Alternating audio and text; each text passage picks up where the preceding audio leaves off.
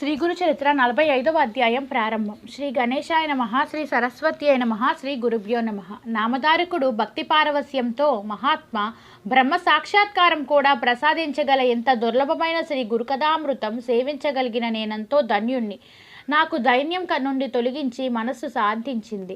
దయతో అటుపై కథ కూడా వివరించండి అని కోరాడు. సిద్ధయోగి సంతోషంతో ఇలా చెప్పారు. నామధారక, ఇంతకుముందు నరహరి శర్మ వలనే శ్రీగురుని సేవించే మరో 2 కవులు ముక్తులయ్యారు. శ్రీగురుడు వారిని ఎలా అనుగ్రహించారో చెబుతాను విను. నందిశర్మ అనే ఒక బ్రాహ్మణుడికి తెల్లకుష్టు వ్యాధి వచ్చింది. అతడు ఆ బాధ తొలగించుకొని తులజాపురం వెళ్ళి అహర్నిశలు తదేక దీక్షతో భవానీదేవిని 3 సంవత్సరాలు ఉపాసించాడు. ఫలితం కల్పించకపోయేసరికి అతడొక్కసారి 3 రోజుల ఉపవాసం చేశాడు. 3వ నాటి రాత్రి జగన్మాత అతడికి స్వప్న దర్శనమిచ్చి చందలా పరమేశ్వరిని ఆశ్రయించమని చెప్పి అంతర్ధానమైంది. ఆ ప్రకారమే అతడు వెళ్ళి 7 మాసాల పాటు ఒంటిపూట భోజనంతో ఆ పరమేశ్వరిని పూజించాడు. అప్పుడు ఒకనాటి రాత్రి ఆ దేవి స్వప్న దర్శనమిచ్చి గంధర్వపురంలో విజయం చేస్తున్న త్రిమూర్త్యావతారమైన శ్రీ నృసింహ సరస్వతి స్వామినే యతీశ్వరుణ్ణి ఆశ్రయించమని చెప్పి అంతర్ధానమైంది. నందిశర్మ నిద్రలేచి, అయ్యో, నేను ఇంతకాలం ఇంతటి దీక్షతో ఉపాసిస్తే తేలినది ఇదేనా? దేవి, ఈ మాట మొదటే చెబితే నేను ఇక్కడికే వచ్చేవాడిని కదా. 3 సంవత్సరాలు తులజా భవానిని 7 నెలలు నిన్ను సేవిస్తే నీవు చివరకు నన్ను ఒక మానవ మాతృణ్ణి ఆశ్రమించావంటావే, నీ దైవత్వం ఏమైంది అని చెప్పి, పరాశక్తివై నీకు సిగ్గువేయటం లేదా? 7 నెలలు తపస్సు చేసి నేను తెలుసుకున్నది నీకు శక్తి లేదనేనా? నీ వల్ల కాదని మొదటే చెబితే నాకు ఇంకా కష్టమైనా తప్పేది కదా అని వాపోయాడు. చివరకు ఆ కఠిన తపస్సు వలన ఆ బలహీనుడై నేను ఇంకెక్కడికి పోగలను, నేను ఎక్కడికి వెళ్ళను, ఇక్కడే కొంతకాలం పునశ్చరణ చేసుకుంటాను. దేవి, నా రోగం పోగొట్టుకుంటే నీ పాదాల వద్దే ప్రాణత్యాగం చేస్తాను అని చెప్పుకొని ఈసారి ప్రాయోపవేశం చేయసాగాడు. ఆ దేవి అతడికి మరలా ఆ మరుసటి రోజు రాత్రే స్వప్నదర్శనమిచ్చి అతడిని అచ్చటి నుండి లేచిపోమ్మని ఆదేశించింది. దానికి తోడు అచ్చట పూజారి కూడా ఆమె దర్శనమిచ్చి నందిశర్మను అక్కడి నుంచి వెళ్ళగొట్టమని ఆజ్ఞాపించారు. మరుసటి రోజు ఉదయమే వాళ్ళందరూ అతనితో, నందయ్య గారు, అమ్మవారి సెలవయ్యింది కనుక మీరు తక్షణమే ఇక్కడి నుంచి వెళ్ళిపోవాలి, లేకుంటే మేమే ఇక్కడి నుంచి నెట్టివేయవలసి వస్తుంది అని బెదిరించారు. వేరు దారి లేక అతడు అంగీకరించి దేవిని పూజించి పారణం చేసి ఆ ఊరు విడిచి బయలుదేరాడు. తనకు వ్రతభంగం అయినందువల్ల ఉపవసిస్తూ ఒక శివరాత్రి నాడు గంగాపురం చేరుకున్నాడు. అతడు దేవి చెప్పిన యతీశ్వరులు ఎక్కడ ఉన్నారని ఆ నగరవాసులను విచారించారు. వారు శ్రీగురుడు శివరాత్రి నిన్నటి దినమంతా ఉపవసించి స్నానానికని సంగమానికి వెళ్ళారు, కొద్దిసేపట్లో తిరిగి వస్తారు అని చెబుతున్నారు. ఇంతలోనే ఆ యతిరాజు వస్తూ ఉండడం చూసి వారు ఆ కుష్ఠిరోగి దూరాన్నే ఉండమని చెప్పారు. స్వామి మఠంలో ప్రవేశించి తన స్థానంలో కూర్చోగానే వారి దర్శనానికై ఒక కుష్ఠరోగి వచ్చారని అక్కడ వారు మనవి చేశారు. అది వినగానే శ్రీగురుడు, వాడు సంశయాత్మకుడు అయినప్పటికీ నా ఎదుటకు రమ్మనండి అని చెప్పారు. అది విని నందిశర్మ అడుగడుగునా సాష్టాంగం పడుతూ వారి ఎదుటకు వచ్చారు. శ్రీ నృసింహ సరస్వతి అతన్ని చూసి, ఏమయ్యా, మొదట దేవిని ఆశ్రయించాక మరలా ఇక్కడకు వచ్చావేమి? నీకు విశ్వాసం లేకుంటే దేవి ఆదేశిస్తే మాత్రం రావడం ఎందుకు అన్నారు.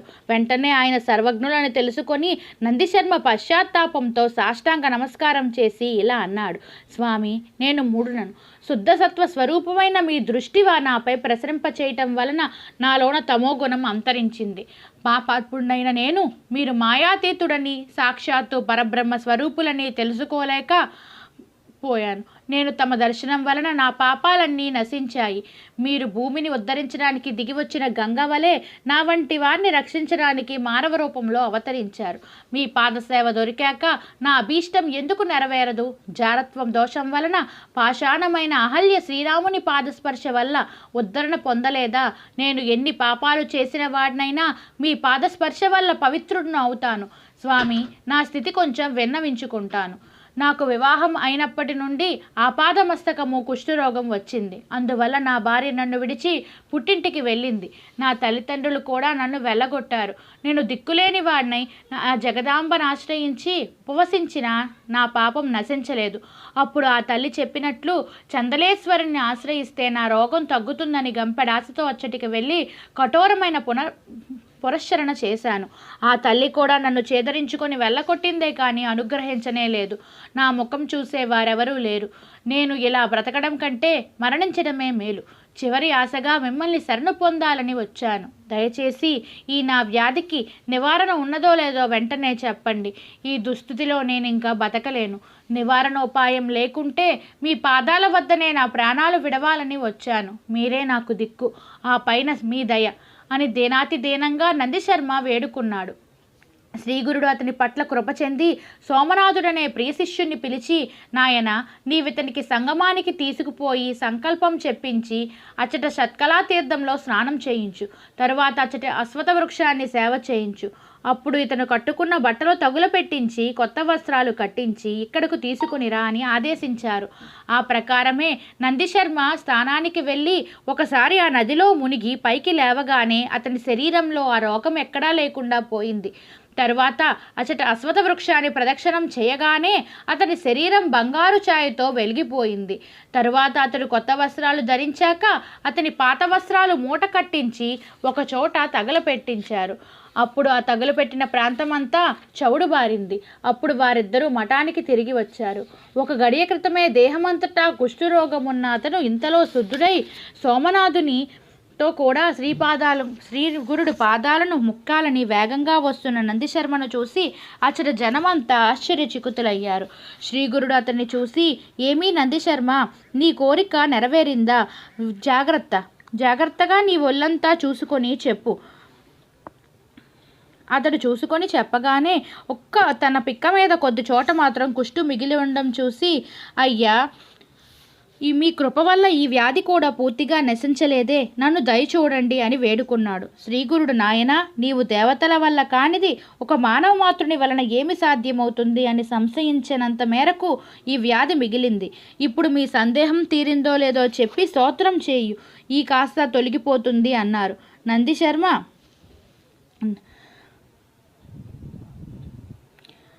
నమస్కరించి, స్వామి, మీ పట్ల నాకు గల సంశయం పూర్తిగా తొలగిపోయింది. కానీ నేను చదువుకోలేదు. మందమతినైన నాకు మిమ్మల్ని స్తుతించడం ఎలా సాధ్యం అని ఆయన పాదాలకు నమస్కరించాడు. అప్పుడు ఆయన, నాయన, ఏనుగు నోటి నుండి బయటకు పెరిగిన దంతంలా మా నోటి నుండి వచ్చిన వాక్యం వెనుకకు మరలదు. మేము చెప్పిందే చేయాలి అని చెప్పి భస్మం తీసుకొని అతడు నోరు తెరవమని అతని నాలుక చివర ఉంచాడు. అతడు వెంటనే జ్ఞానవంతుడై లేచి నిల్చొని చేతులు కట్టుకొని స్వామిని భక్తి పారవస్యంతో ఇలా స్తుతించాడు. ఓ పరమేశ్వర, శ్రీ గురు, నీవే ఈ పరబ్రహ్మ స్వరూపము.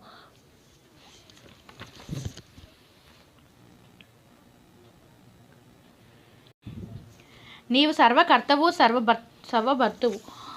నీవే ప్రకృతి యొక్క త్రిగుణాల నుంచి భూతాలను పుట్టించి మాయావశమైన ఇంతగా విస్తరించిన ఈ చరాచర జగత్తును సృష్టించావు.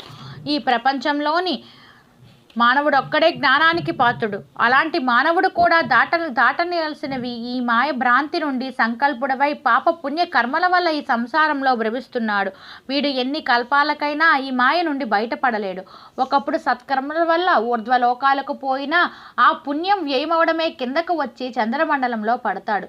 తరువాత వర్షంతో పాటు భూమికి చేరి అన్నమవుతాడు. అప్పుడు జీవుల చేత భక్షించబడి రేత స్వరూపుడై తల్లి గర్భంలో పడతాడు. క్రమంగా నెలలు గడిచిన కొద్దీ ఎన్నో మార్పులు చెందుతూ తల్లి సేవించే కారము, వేడి మొదలైన పదార్థాల వల్ల ఎన్నో బాధలు పడతాడు. అయినా జ్ఞానం లోపించడం చేత పరమాత్మ అయిన మిమ్మల్ని స్మరించనే లేడు.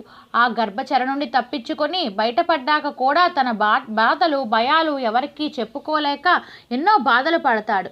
కానీ మీ గురించిన జ్ఞానమే ఉండదు. బాల్యమంతా ఆటలతో గడిచిపోతుంది. యవ్వనంలో మదించి ఎన్నో పాపాలు చేస్తాడు. అప్పుడు కామవశుడై కాలమంతా గడిపేస్తాడు. వృద్ధాప్యంలో బలం క్షీణించడం వల్ల వ్యాధులు, సంసారికమైన చింతలు అతనిని తలమునకలు చేస్తాయి.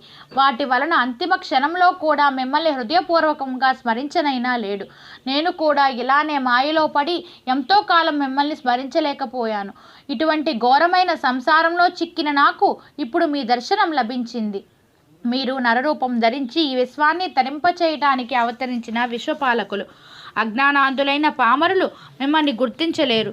స్వామి, నన్ను ఈ సంసార సాగరం నుంచి తరింపచేసి అని స్తుతించారు. అప్పుడు అతడు పారవస్యంతో ప్రజల వైపు తిరిగి, ఓ జనులారా, ఇక్కడ మన మధ్యనున్న శ్రీగురుడు సాక్షాత్తు పరమేశ్వరుడే కాని మానవ మాత్రులు కాదు. వీరి దర్శనం వలన నా పాపాలన్నీ దావానలనం వలన ఎండుటాకులు భస్మమైనట్లు నశించిపోయాయి. వీరి పాదస్పర్శ వలన బ్రహ్మచే రాయబడ్డ నొసటి రాత కూడా మారిపోగలదు. పెన్నిది వలె నేడు మనకి ఆయన దొరికారు. ఆయన మనమే గుర్తించటం లేదు. ఆత్మశ్రేయస్సు కోరుకున్న వారందరూ ఈయన్నే భజించి ధన్యులు కండి. ఈయన మహత్యాన్ని నేనంతని వర్ణించను. వాక్కును మనస్సుకు అతీతమైన ఈయన మహిమను వర్ణించబోయి వేదమే మూగబోయింది అని ఒక చోట మాట రాక ఆనంద బాష్పాలు కారుస్తూ నిలబడి ఉండిపోయాడు. అతడు చేసిన స్తోత్రానికి సంతోషించిన శ్రీగురుడు అతడి వారిలో ఒక బ్రాహ్మణుడికి కవీశ్వరుడు అని బిరుదిస్తున్నాము. నేటి నుండి అతన్ని అందరూ కవీశ్వరుడనే పిలవండి అని చెప్పారు. ఇంతలో తన పారవస్యం నుంచి దెబ్బతిరిగిన నందిశర్మ తన శరీరం పరిశీలించుకున్నాడు. అంతకుముందు మిగిలిన కొద్దిపాటి కుష్టు కూడా మటుమాయమైందని గమనించి శ్రీగురుని సేవిస్తూ సంతోషంతో నమస్కరించుకున్నాడు. ఆయన మహత్యాన్ని కీర్తిస్తూ స్వామి సన్నిధిలోనే ఉండిపోయాడు. ఇటువంటి కవీశ్వరుడు మరొకడు కూడా శ్రీగురుని సేవించి తరించాడు. శ్రీ దత్తాయ గురువే నమః. శ్రీ శ్రీపాద వల్లభాయ నమః. శ్రీ నృసింహ సరస్వతి నమః. శ్రీ గురు చరిత్ర 45వ అధ్యాయం సమాప్తం. నా వీడియో మీకు నచ్చినట్లయితే నా ఛానల్ సబ్స్క్రైబ్ చేసుకోండి. నా వీడియోని లైక్ చేయండి, షేర్ చేయండి. Thank you.